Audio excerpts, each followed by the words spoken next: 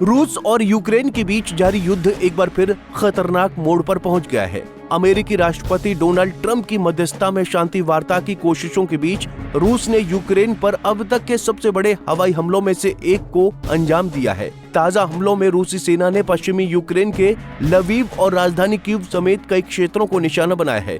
वहीं इन हमलों की गंभीरता का अंदाजा इसी बात से लगाया जा सकता है कि रूस ने लगभग 574 ड्रोन और 40 मिसाइलें दागी, जो जुलाई के बाद का सबसे बड़ा हवाई हमला माना जा रहा है। वहीं हमला ऐसे समय में हुआ है जब बीते कुछ दिनों पहले दोनों देशों के राष्ट्रपतियों की ट्रंप से मुलाकात हुई, वो भी रूस यूक्रेन शांति वार्ता को लेकर। ऐसे में यहाँ सवाल ये उठता है कि आखिर क्यों रूस ने यूक्रेन पर फिर से भीषण हमला किया और इस बार हमले की वजह क्या रही। दरअसल यूक्रेन के अनुसार रूस ने केवल सैन्य ढांचों पर ही नहीं बल्कि ऊर्जा संयंत्रों, आवासीय इलाकों और एक अमेरिकी इलेक्ट्रॉनिक्स कंपनी के कारखाने पर भी मिसाइलें दागी हैं। पश्चिमी लवीव शहर में हुए हमले में 26 घरों को भारी नुकसान पहुंचा है, जिसमें यहां रहने वाले एक व्यक्ति की मौत हो गई जबकि 3 लोग घायल हो गए। वहीं ट्रांसकारपाथिया क्षेत्र में हुए हमले में 15 अन्य लोग जख्मी भी पाए गए हैं। इन सब के बीच सबसे बड़ा हमला उस फैक्ट्री पर हुआ जो अमेरिकी कंपनी फ्लेक्स लिमिटेड है। ये कंपनी घरेलू उपकरण बनाती है और इसका सैन्य उत्पादों से कोई संबंध नहीं है। स्थानीय प्रशासन के मुताबिक हमले के समय फैक्ट्री में लगभग 600 कर्मचारी मौजूद थे। समय रहते हवाई हमले की चेतावनी मिलने के कारण कर्मचारियों ने शेल्टर में शरण ले ली, जिससे जनहानि सीमित रही। हालांकि फैक्ट्री का 1/3 हिस्सा जलकर खाक हो गया और भारी आर्थिक नुकसान हुआ। वहीं रूसी रक्षा मंत्रालय ने स्वीकार किया है कि उसके हमलों का लक्ष्य यूक्रेन के सैन्य ढांचे, हथियार बनाने वाले कारखाने और ऊर्जा संयंत्र थे।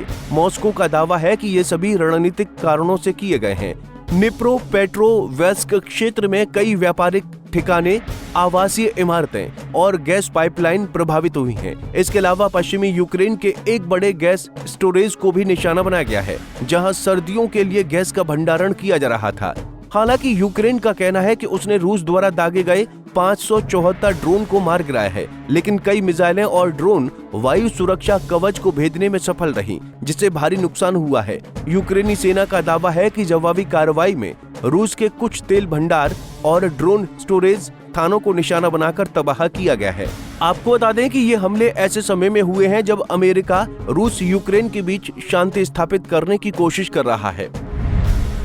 शांति वार्ता पर सवाल। हाल ही में अमेरिकी राष्ट्रपति ट्रंप ने अलास्का में रूसी राष्ट्रपति व्लादिमीर पुतिन से और वॉशिंगटन में यूक्रेनी राष्ट्रपति वोलोडिमीर जेलेंस्की से मुलाकात की थी। उन्होंने पुतिन और जेलेंस्की के बीच त्रिपक्षीय वार्ता का सुझाव दिया था। हालांकि बाद में उन्होंने कहा कि बेहतर होगा कि ये मुलाकात उनके बिना ही हो। वहीं जेलेंस्की ने संकेत दिए हैं कि वो तटस्थ यूरोपीय देश में पुतिन से मिलने को तैयार हैं। इसके लिए उन्होंने स्विट्जरलैंड और ऑस्ट्रेलिया के साथ तुर्की के इस्तांबुल का भी विकल्प रखा है।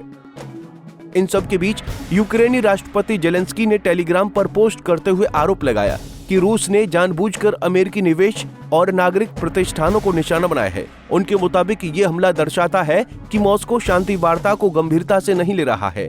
उन्होंने अंतर्राष्ट्रीय समुदाय से अपील की कि रूस के इन हमलों की निंदा करें और यूक्रेन की सुरक्षा गारंटी के लिए ठोस कदम उठाएं। वहीं ताजा हमले से साफ हो गया है कि युद्ध अभी खत्म की बजाय और खिंच सकता है।